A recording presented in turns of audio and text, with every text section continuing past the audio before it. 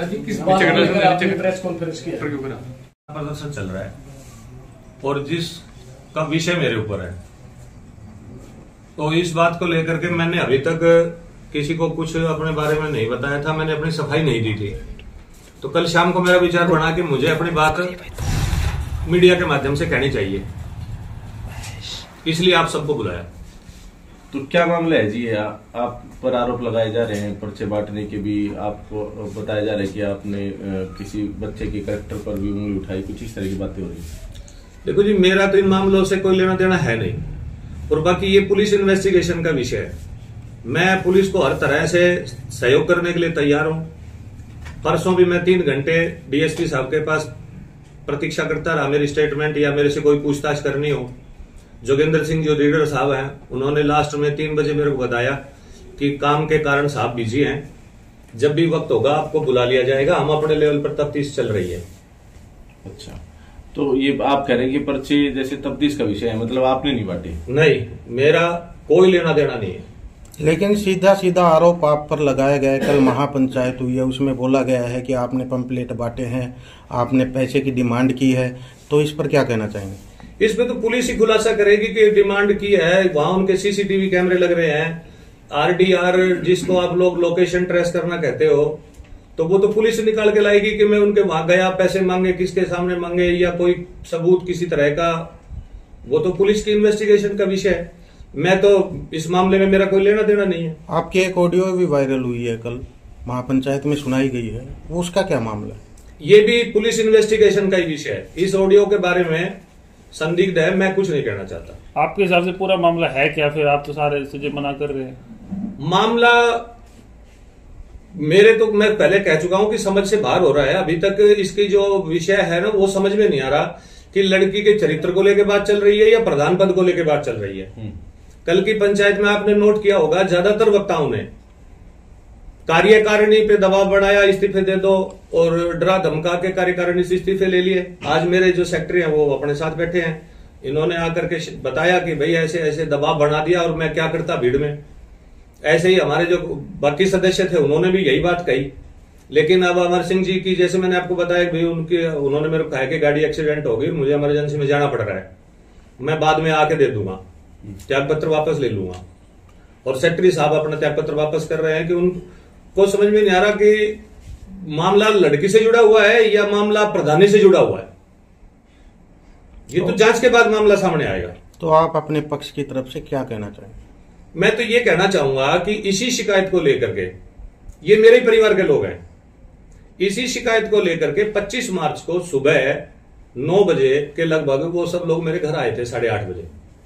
मेरा सारा परिवार उपस्थित था, घनश्याम का सारा परिवार उपस्थित था, और ये बातें चली जो मैं जैसे कह रहा हूं, मेरा कोई लेना देना नहीं था। लेकिन घनश्याम के भाइयों ने, घनश्याम के लड़की के ससुराल पक्ष वालों ने, खुद लड़की ने, मेरी बात शुरू होने से पहले ही, मैं जैसे ही मेरे गेट से निकलते ही मेरे को पकड़ लिया और पीटना शुरू कर दिया। आपके साथ मार पिटाई हुई? मेरे साथ भयंकर मार पिटाई हुई। मेरे गले में सोने की चैन थी, आप देख रहे हो नहीं है। मेरे ससुराल से जो मुझे चैन मिली थी, मैं हरदम पहनता हूं, मेरी फोटो दिखाऊंगा मैं आपको, जो है उन फोटो में वो चैन है, आज मेरे नहीं है। तो मैंने फिर जो है मेडिकल करवा के पुलिस में शिकायत दी। लेकिन घनश्याम ने यह कहा कि चाचा जी, जब फैसला हो गया था, बात खत्म हो गई थी पंचायत में घर पे, तो आपने शिकायत क्यों करी? मेरे परिवार के और रिश्तेदार के कहने से मैंने 8 घंटे बाद शाम 7 बजे जाकर के वो एप्लीकेशन वापस ले ली। और इस पंचायत में जो मेरे घर पे पंचायत हुई थी, उसमें मेरा दोष नहीं था। लेकिन यदि किसी का घर बसता हो, घनश्याम ने यह कहा था कि अपने परिवार का मामला है, अपनी बच्ची का मामला है, मेरे रिश्तेदार आए हुए हैं, आप अगर थोड़े से विनम्र पड़ जाओगे, झुक जाओगे, बच्ची का घर गृहस्थी का सवाल है, आप मेरे कहने से मान जाओ। तो मैंने उन रिश्तेदारों से माफी मांग ली। पिटने के बावजूद भी मैंने उनसे माफी मांग ली कि मेरा दोष नहीं है। उसके बावजूद मैंने कहा कि चलो मैं स्वीकार करता हूं, आपकी भावनाओं को, अगर मेरे किसी क्रियाकलाप से आपको ठेस लगी है, आपका मन आहत है, तो मैंने उस समय क्षमा याचना कर ली थी। जिस समय लीलाराम प्रधान पूर्व नगर पालिका, मेरे परिवार के अक्खीराम पूर्व प्रधान नगर पालिका, मेरे परिवार के एक वृद्ध व्यक्ति हैं जो पंचायतों के माने जाने व्यक्ति है, उमराव सिंह सैनी, वो भी उपस्थित थे उस दिन। उस पंचायत में आप जो सवाल करोगे आगे मैं खुद ही कर देता हूं। उस पंचायत में आप उन तीनों व्यक्तियों से पूछना कि रुपए का कोई लेना देना नहीं था। फिर बाद में मेरे पास एक क्लिप आई आप साथियों के माध्यम से कि उसमें मेरे पे आरोप लगाया कि 30 लाख रुपए मांगे गए। फिर मैंने ये बात उन लोगों से तस्दीक की, अक्खी राम से, लीला राम से, कि भाई उस दिन आपके सामने उन्होंने डिनाइड किया, मना किया कि भाई हमारे सामने तो रुपए की बात नहीं आई थी। कल की पंचायत में फिर मैंने एक क्लिप और देखी है, उसमें एक जगह 60 लाख रुपए बोले जा रहे हैं, एक जगह 30 लाख रुपए बोले जा रहे हैं, और ये बात कही जा रही है कि आपने मांगे। अगर मैंने मांगे होंगे तो वो बात सामने निकल के आएगी। ये तो इन्वेस्टिगेशन का विषय है। पुलिस अपना काम बहुत मुस्तैदी से कर रही है और मैं हर तरह से सहयोग करने को तैयार हूं। उनका ये कहना है कि भाई जैसे एक मीटिंग काटने की बात कही जा रही थी, तो आपने मीटिंग नहीं काटी, उस पर भी काफी विरोध है। घनश्याम जो कि लड़की का बाप है, सेक्रेटरी साहब के पास गया था, उन्होंने एक एप्लीकेशन मीटिंग काटने के बाबत दी थी कि हम 7 अप्रैल को सैनी सभा में मीटिंग करना चाहते हैं। प्रधान जी ने उस एप्लीकेशन को पढ़ करके समझ करके इन्हीं को वापस आदेश करा कि 11 आदमियों की जो कार्यकारिणी है उनकी सलाह ले लो और 3 दिन का समय देके एक मीटिंग कॉल कर लो। चूंकि 7 अप्रैल को कुरुक्षेत्र में सीएम साहब की भी मीटिंग है, तो 11 आदमियों की जो कार्यकारिणी है उससे सलाह सम्मत कर लो कि, और इसकी शिकायत एसपी को हो चुकी है। तो इसमें सैनी सभा जब मामला कानून के गिरफ्त में जा चुका है तो सैनी सभा इसमें हस्तक्षेप करे या नहीं करे, ये सारे बैठ के फैसला कर लो। इससे पहले कि कार्यकारिणी की मीटिंग बुलाते कोई फैसला हो पाता, मीटिंग करे या ना करे, नेक्स्ट डे उसी से अगले दिन ही, जिस दिन वो एप्लीकेशन दे के गए उससे अगले दिन ही सैनी सभा के सामने धरने प्रदर्शन शुरू हो गए।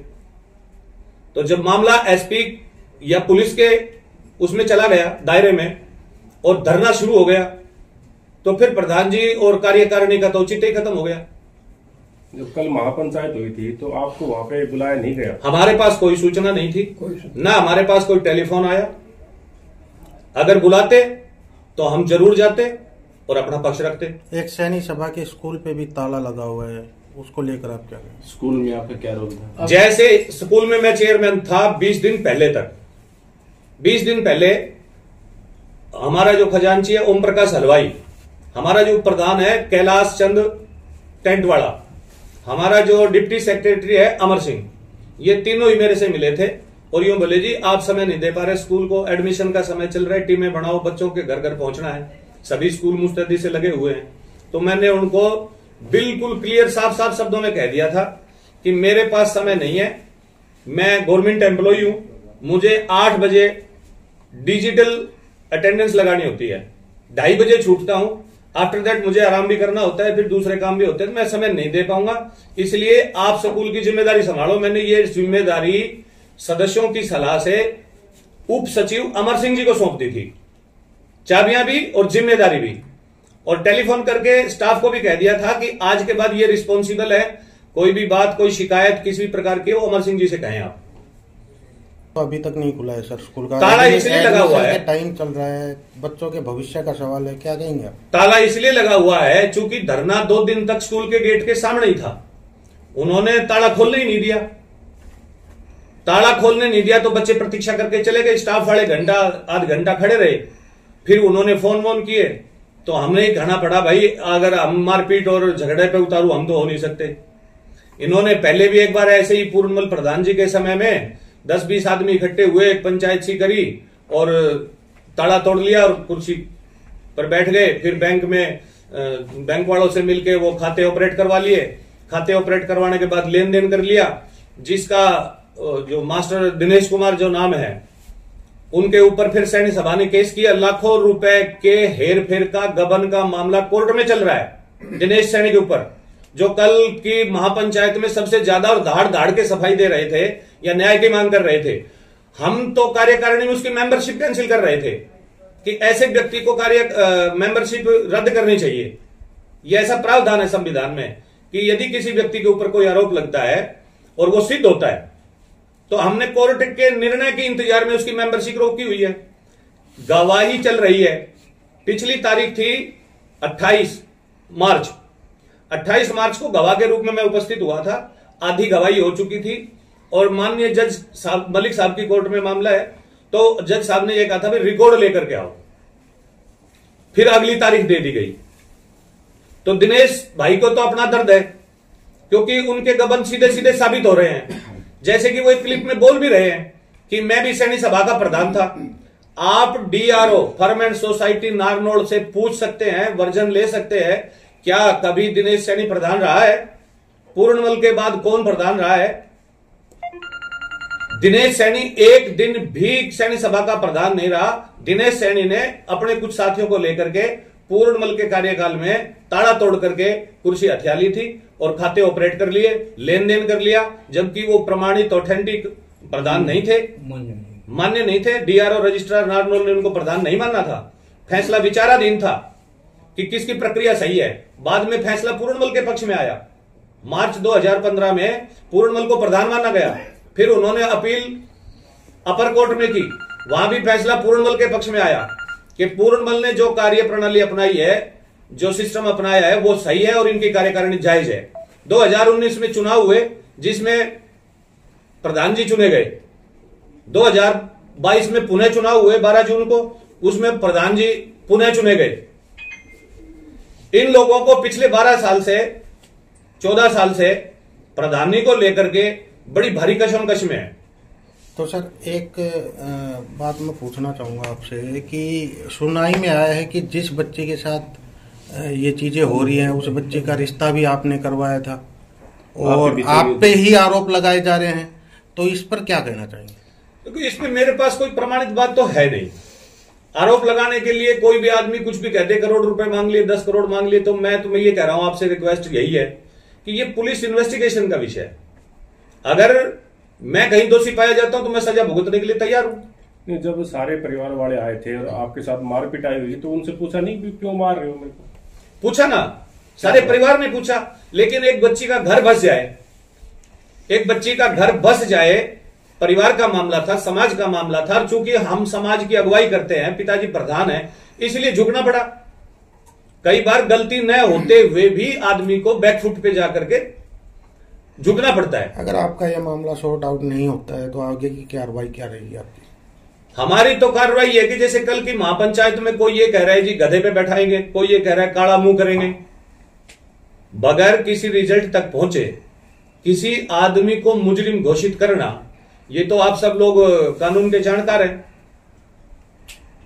किसी को मारने की चेतावनी देना, कोई जान से मारने की धमकी दे रहा है, कोई मुंह काला करने की धमकी दे रहा है, कोई बहिष्कार की धमकी दे रहा है, जबकि रिजल्ट कोई अभी आया नहीं है। और मैं बार बार पुलिस के पास जा रहा हूं अपना पक्ष रखने के लिए, और आज भी तैयार हूं और आगे भी तैयार रहूंगा। तो सर रोडमल सर, आपने कल इस्तीफा दे दिया था और आज फिर आप अपना इस्तीफा दिया है, तो क्या कहना चाहेंगे? वो ऐसा था कि उस टाइम वहाँ भीड़ वगैरह ज्यादा होने के कारण कुछ और मामला बढ़ सकता था, समाज का मामला था, इसमें आकर के हमने इस्तीफा देना पड़ा, जबकि मैं काम का इच्छुक हूँ काम करने के लिए। तो अभी आप अपना इस्तीफा वापस ले रहा हूँ। तो आपके ऊपर जब दबाव बनाया गया था जी, किन लोगों ने बनाया था? समाज के लोग थे वही, जैसे कि वहाँ प्रचार जो कर रहे हैं, आपने इस्तीफा किनको सौंपा था? उन्हीं को मैंने साइन करके दिया। अच्छा, तो कितने लोग थे इस्तीफा देने वाले? आपके साथ कौन कौन थे जिस टाइम? मैं था और एक कैलाश भाई थे और एक वो लंगड़ावाड़ी से भी थे। वो हमारे बाद में पहुंचे हैं। तो बाद में आए थे। ठीक है रानी, आपकी कार्यकारिणी ने इस्तीफा दे दिया सभी लोगों ने, तो इस पर आप क्या कहेंगे? मेरे के कहने मैं तो इस्तीफा को मंजूर करूं, कोई नहीं विचार करूंगा। मेरी कार्यकारिणी ने जो इस्तीफा दिया है इसमें अपना विचार करूंगा, और जहां तक मेरा सिस्टम है मैं अपनी बढ़िया में कार्य करता है तो मैं तो इनको सबको रखूंगा। नहीं, एक बार ये बता रहे थे कि बार बार पुत्र मोह में के चलते आप मतलब इस चीज को मतलब छुटकारा नहीं ले रहे, मतलब क्या जरूरत है भाई? उन्होंने ये भी कहा था कि 100 लोगों को आपने मतलब वोट करके और ले लिया, तो इस वजह से भी जैसे सुनने को आ रहा था कि पुत्र मोह को लेकर के भी ठीक है बाबू, ठीक है। तो कोई मोह नहीं है, प्रशासन पे विश्वास करते हैं। हाँ प्रशासन पे विश्वास। और मेरी कार्यकारिणी पे विश्वास है, ये सत्य है। आपने मंजूर नहीं किया इस्तीफा भी किसी का? नहीं जी, और करूं भी नहीं। कल पर्चे नहीं बंटवाए इस मामले से मेरा कोई लेना देना, कोई लेना देना। ठीक, ये पुलिस स्टेशन का विषय है। ठीक। धन्यवाद।